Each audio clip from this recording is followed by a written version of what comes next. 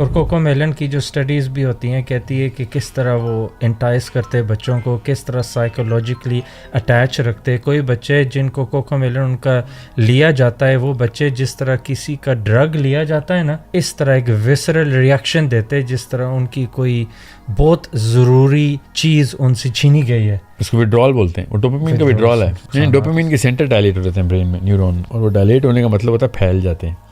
تو بڑے سائز کا سینٹر ریسیو کرنے کے لیے ڈیمانڈ کریٹ کرے گا, تو وہ چھوٹے سائز کا ٹرانسمیٹر دے ہی نہیں سکے گا. وہ دے نہیں سکے گا تو ان کی فرسٹریشن جو ہے وہ ان کو ایسے ایسے لیولز پہ لے کے جائے گی. پیرنٹس کہتے ٹھیک ہے یار, مطلب ہم سیدھا کر لیں گے, بعد میں خود سیدھا ہو جائے گا. جب جائے گے نا باہر, آپ کو نہیں پتا, بچے کنٹرول نہیں ہوتے, مشکل ہے. ٹھیک ہے, آدھی بات تو درست ہے کہ وہ باہر جائیں گے تو سیدھے ہو جائیں گے, مگر وہ سیدھے کیا آپ کے پاس مسئلے کم کریں گے؟ وہ جائیں گے جن لوگوں کے پاس وہ ڈرگز کے لیے جائیں گے, وہ یہ والی ڈوپامین اب ڈرگ ہی پورا اس کی کمی پورا کر سکتی ہے. پھر وہ سوئسائڈ کی طرف جائیں گے, sex abuse, self harm, depression. یہ 5 موٹے موٹے ٹاپ کے مراحل ہیں جو کہ اس وقت کے 12ویں سال سے لے کے 18ویں سال کے رجسٹرڈ امراض ہیں. 50 سال پہلے ADHD نہیں تھا.